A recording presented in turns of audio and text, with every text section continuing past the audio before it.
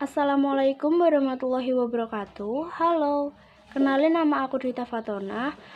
Di sini aku akan mereview buku dengan judul Perempuan yang Menangis Kepada Bulan Hitam. Buku dengan tebal 320 halaman ini ditulis oleh Mbak Dian Purnomo, yang namanya juga sudah tercantum di cover buku ini. Sebelum aku membahas tentang isi buku ini, aku akan jelasin sedikit tentang Mbak Dian Purnomo. Jadi Mbak Dian Purnomo ini tuh memiliki nama asli Dian Yuliasari, seorang penulis kelahiran 1976 dari Salatiga, yang mulai menyeriusi dunia musik sejak duduk di bangku SMA. Mbak Dian ini merupakan penulis yang memiliki perhatian pada isu-isu sosial nih, khususnya isu perempuan dan perlindungan anak. Setelah 6 tahun vakum menulis, akhirnya Mbak Dian mengeluarkan sebuah karya baru yang berjudul Perempuan yang Menangis Kepada Bulan Hitam ini. Buku ini merupakan buku ke-9 yang ditulis oleh Mbak Dian setelah mendapatkan Grand Residen Penulis Indonesia 2019 setelah 6 minggu tinggal di Sumba.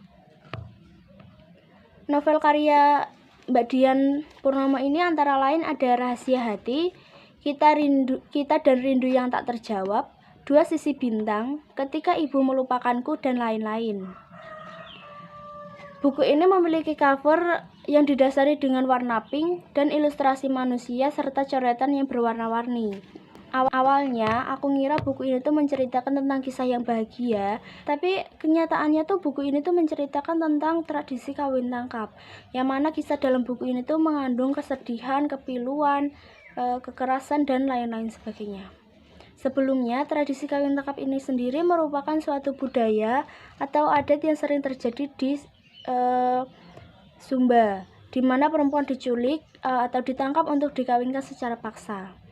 Kawin tangkap ini bisa disebut sebagai yapa tangkap atau yapa manwin, yang dilakukan sebagai salah satu upaya untuk menyingkat urusan adat agar tidak memakan biaya dan waktu yang terlalu lama. Ada juga yang mengatakan bahwa kawin tangkap ini dijadikan sebagai salah satu solusi jika keluarga laki-laki gagal mencapai kesepakatan adat dengan keluarga perempuan. Nah, dalam hal ini yang dimaksud itu adalah mahar atau belis dalam bahasa Sumba. Namun pada umumnya, keluarga kedua calon mempelai telah memiliki perjanjian jika akan menempuh cara tersebut sebelumnya. Jadi, untuk selanjutnya kita akan bahas tentang isi buku ini. Tokoh-tokoh yang ada dalam buku ini yaitu Magi Diela atau yang biasa dipanggil Magi, merupakan gadis Sumba dan seorang lulusan sarjana pertanian yang bekerja sebagai tenaga honorer di Dinas Pertanian Sumba. Magi ini memiliki mimpi untuk membangun desanya menjadi lebih baik dengan ilmu yang dia dapatkan selama masa kuliahnya.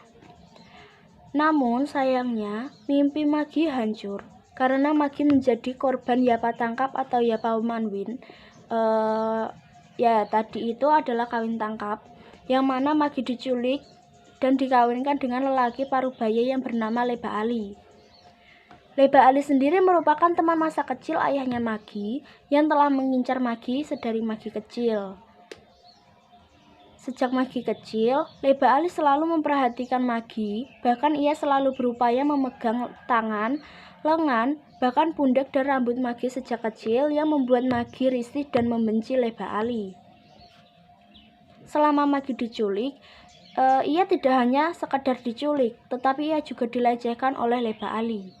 Karena kejadian itu, Magi merasa malu dan merasa harga dirinya diinjak-injak oleh Leba Ali, yang membuat Magi merasa putus asa, yang dituliskan oleh penulis dengan kalimat, "Hari itu semesta mungkin sedang tidur, begitu juga dengan Tuhan, karena doa-doa yang Magi panjatkan tak ada yang menjawab."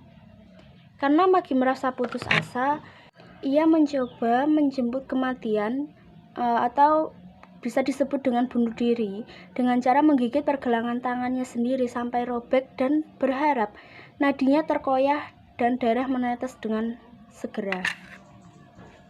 Sayangnya kematian tidak semudah itu dicurangi. Karena gagal bunuh diri, akhirnya Magi melakukan berbagai upaya agar dapat terbebas dari Leba Ali. Sayangnya, orang tua Magi tidak dapat membantu Magi. Karena dengan alasan sang ibu menganggap kawin tangkap ini merupakan tradisi di desanya sebagai hal yang wajar, dan Ibu Magi tidak mampu menyuarakan alasannya tersebut karena di sana perempuan seperti tidak mempunyai hak untuk berbicara. Sedangkan ayah Magi sendiri tidak dapat menolak kawin tangkap tersebut karena ia sendirilah yang melakukan perjanjian dengan Leba Ali. Selain itu, ayah Magi juga telah menerima belis atau mahar dari Leba Ali, sehingga apabila ayah Magi membatalkan perjanjian tersebut, ia akan menanggung resiko yang cukup besar, yaitu menanggung malu seumur hidup dan dicap buruk oleh masyarakat setempat. Karena orang tua Magi tidak bisa membantu Magi lepas dari Leba Ali, akhirnya Magi berjuang sendirian dan dibantu kedua sahabatnya, yaitu Dangau Toda dan Tara. Namun karena Tara juga seorang perempuan, ia juga tidak dapat membantu banyak Magi. Akhirnya ia hanya dapat memberikan kata-kata untuk Magi.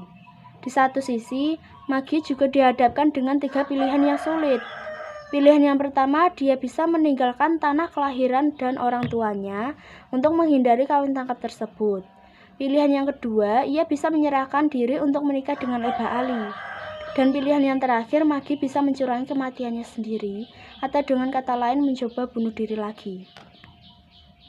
Untuk kalian yang ingin mengetahui jawaban pilihan mana yang akan Magi pilih, kalian bisa membaca langsung bukunya. Selanjutnya, untuk kelebihan buku ini sangat banyak. Di antaranya alur yang cukup cepat, tetapi penulis berhasil menulis buku ini dengan baik, sehingga pembaca tidak merasa bingung. Kelebihan lain yaitu dalam buku ini, kisah yang diangkat sangat normatif dan juga inspiratif, sehingga pembaca merasa dibawa menjelajah daerah Sumba secara langsung. Kelebihan selanjutnya yaitu banyak dialog yang dituliskan dengan kata-kata dari Sumba yang membuat pembaca merasa berada di Sumba dengan percakapan yang biasa dilakukan di daerah Sumba. Penulis memberikan catatan di kaki buku agar pembaca dapat mengetahui arti kata bahasa Sumba yang ada di dalam buku, sehingga pembaca tidak merasa bingung tentang kata-kata Sumba yang dituliskan oleh penulis di dalam buku tersebut. Buku ini juga memberikan informasi tentang budaya yang ada di Sumba. Karena setelah membaca buku ini, aku jadi tahu budaya yang ada di Sumba, salah satunya kawin tangkap dan wula podu. Nah, wula podu ini atau bulan suci biasa dikenal sebagai bulan hitam yang merupakan budaya di Merapu yang mana dalam 1 bulan penuh masyarakat harus prihatin atau dapat disamakan dengan bulan suci Ramadan. Untuk kekurangan buku ini sendiri hanya satu, yang mana dalam buku ini mengandung unsur pelecehan, kekerasan, bahkan percobaan bunuh diri. Untuk itu agar lebih baik, cover ini tuh diberikan trigger warning buat ngasih peringatan kepada pembaca kalau cerita di buku ini mengandung isu yang sensitif. Awal cetak, buku ini tidak diberi trigger warning oleh penulis. Akan tetapi setelah diupdate cetakan terbaru, penulis telah menambahkan tulisan trigger warning di cover buku ini, sehingga pembaca dapat mengetahui bahwa cerita dalam buku ini mengandung isu yang sensitif. Buku ini sangat bagus dan aku sangat rekomendasikan buat kalian baca, karena setelah membaca buku ini kita dapat mengetahui bahwa masih banyak perempuan yang diperlakukan secara tidak adil, terutama di daerah Sumba, yang mana perempuan tidak memiliki hak untuk mengatakan pendapatnya atau mengutarakan pendapatnya, sehingga perempuan di sana masih banyak yang diperlakukan seperti binatang, bahkan diperlakukan secara tidak adil. Mungkin sekian review dari aku. Mungkin kalau ada salahnya aku mohon maaf. Wassalamualaikum warahmatullahi wabarakatuh.